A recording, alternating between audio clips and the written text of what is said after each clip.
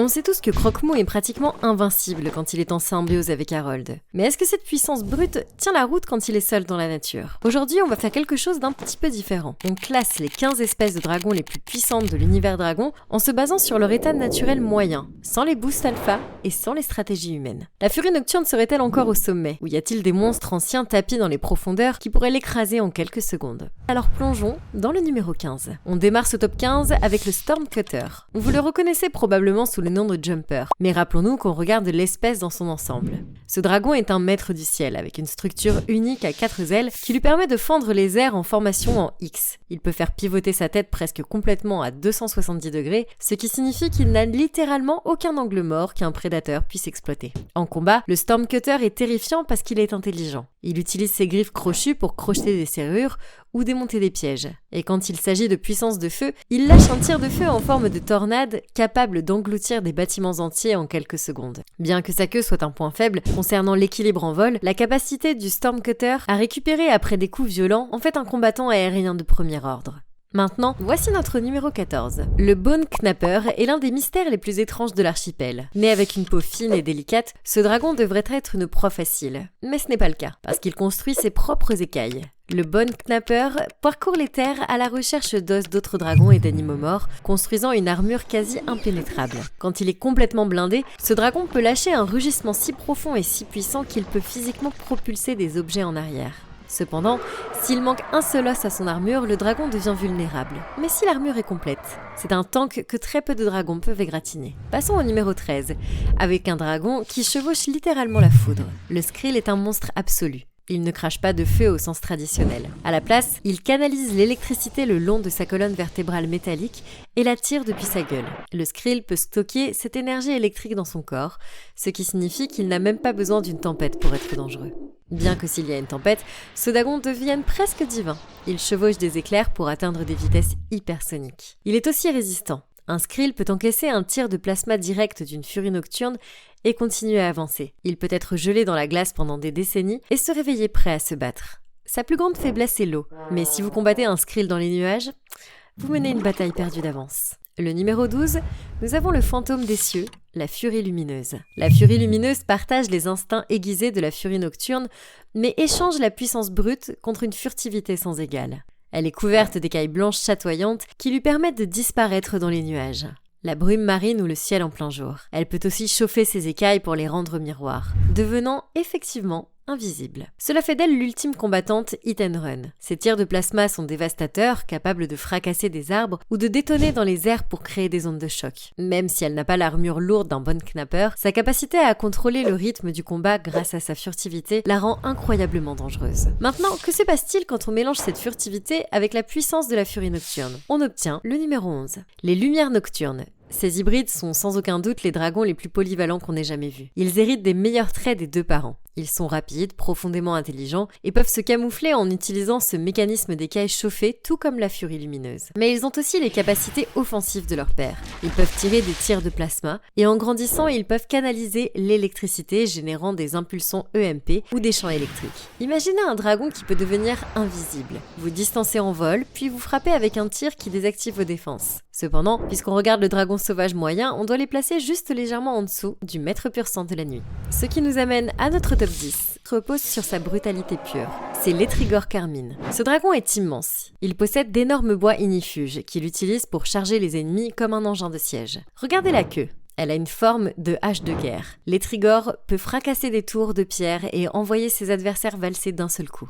Il crache de la lave en fusion sur ses propres bois pour créer des béliers enflammés. Il n'est peut-être pas rapide, mais il n'en a pas besoin. C'est un mur de muscles et d'os. Si un Etrigor décide de charger, vous bougez ou vous êtes aplati. Mais la vitesse pure peut être contrée, et c'est là qu'intervient le numéro 9. Nous avons l'Abysse Mortifère. C'est un dragon de la classe marée, souvent confondu avec le Kraken. Il est colossal. L'Abysse Mortifère crée des tourbillons en aspirant d'immenses quantités d'eau dans sa gueule, engloutissant navires et dragons dans les profondeurs. Il ne crache pas de feu, mais il n'en a pas besoin. Il régurgite des épaves et des rochers comme une gerbe de projectiles qui agit comme une décharge de chevrotine. Son corps crée des vagues de marée quand il fait surface. Il peut briser un navire en deux comme une brindille. Si vous êtes près de l'eau, l'Abysse Mortifère est une force de la nature inévitable. En parlant de son rival au numéro 8, la Large Shadowwing est quasiment un porte-avions vivant. Elle entretient une relation symbiotique avec de plus petits dragons appelés Small Shadows. La Large Shadowwing fait l'office d'artillerie lourde. Elle a un rugissement assourdissant et peut lâcher une rafale de tir de l'avant-fusion. Mais son vrai pouvoir vient de sa flotte. Les Small Shadows attirent les ennemis en simulant des blessures, puis la Large Shadowwing les anéantit. Maintenant, éloignons-nous du ciel et regardons le sol. Le numéro 7 est le catastrophique Kraken. Ce dragon de la classe rocher est un tank. Il a une mâchoire à triple division et un corps recouvert d'une armure dure comme la roche. Mais sa signature, c'est ce qui le place en haut de cette liste. Le catastrophique Kraken se roule en boule et s'écrase dans le sol, créant des ondes de choc qui peuvent projeter des dragons hors du ciel. Il peut résister à la lave, aux tirs de plasma et aux impacts écrasants. Contrairement à la furie nocturne, le catastrophique Kraken n'a pas de limite de tir. Il mange des roches et les recrache sous forme de rochers en fusion. Il a des munitions infinies. Dans un combat d'endurance, le catastrophique Kraken gagne parce qu'il peut encaisser plus de punitions que presque n'importe quoi d'autre. Similaire au catastrophique Kraken, notre numéro 6 avec la furie nocturne. La furie nocturne est la Ferrari des dragons. Elle brise le mur du son. Elle a une attaque en piqué qui est essentiellement une sentence de mort pour tout ce qui se trouve au sol. Elle plonge à des vitesses hypersoniques, ouvre ses ailes à la dernière seconde et délivre un tir de plasma d'une précision chirurgicale capable de faire fondre le métal ou de fracasser la pierre. Elle a une limite de tir d'environ 6 et elle se retrouve coincée par les mastodontes qui arrivent plus loin dans cette liste. Elle est en difficulté. Mais la vitesse pure peut être contrée. C'est là que les dragons cessent d'être des animaux et commencent à être des éléments naturels massifs. Au numéro 5, la mort rouge. La mort rouge est un tyran. Elle a régné sur l'île aux dragons pendant des siècles. Elle utilise un signal pour contraindre les autres dragons à lui obéir. Physiquement, c'est une montagne. Elle a écrasé un volcan rien qu'en sortant. Et elle a une peau résistante à la lave et un souffle lance-flamme qui peut incinérer toute une flotte de navires en une seule expiration. Elle a aussi un souffle aspirant pour engloutir les ennemis dans sa gueule. Elle a une faiblesse, un évent à gaz à l'intérieur de son corps. En parlant de son rival, au numéro 4, nous avons le Shellfire. Le Shellfire est si grand que les marins le confondent avec une île. Et ce n'est pas une exagération. Son corps est assez résistant pour encaisser presque n'importe quoi. Mais c'est son attaque qui en fait le numéro 4. Le Shellfire lance des rochers chargés de plasma qui explosent à l'impact. C'est une plateforme d'artillerie longue portée. Il peut toucher des cibles à plus d'1 kilomètre de distance. Imaginez essayer de combattre quelque chose qui peut vous faire exploser avant même que vous ne voyiez où ça vient. Il peut porter des navires de guerre en fer sur son dos. Il libère des algues rouges pour aveugler les attaquants. Nous atteignons maintenant le top 3. Le numéro 3, la Death Song est un dragon qui chasse d'autres dragons. Cette seule phrase devrait vous dire pourquoi elle est là. Elle utilise une mélodie de sirène pour hypnotiser ses proies. Peu importe votre force, si vous entendez cette chanson, vous êtes attiré. Une fois que vous êtes assez proche, la Death Song crache un ambre liquide qui durcit en cocon impénétrable. Cela piège la victime instantanément. Une fois dans cet ambre, et possède un rugissement qui désoriente les autres dragons. Ses écailles sont incroyablement denses. Les tirs de plasma de la furie nocturne rebondissent dessus.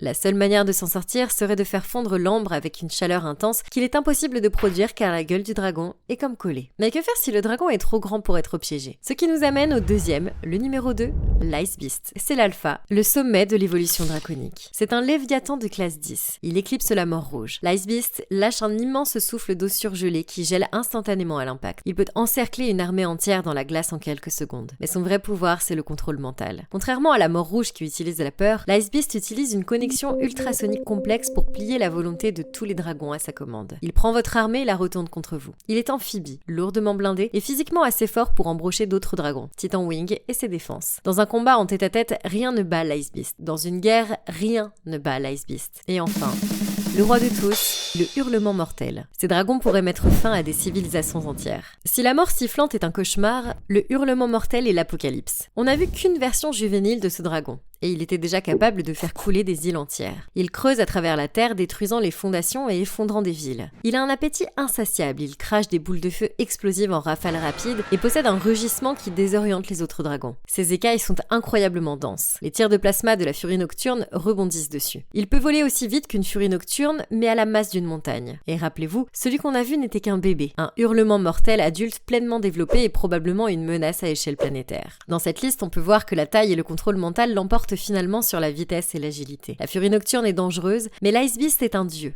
Mais s'il existait un dragon plus puissant que toute notre liste, eh bien c'est justement le sujet de cette autre vidéo. Alors clique sur cette vidéo pour voir à quoi cela ressemblerait si on créait le dragon le plus puissant de toute l'histoire de dragons.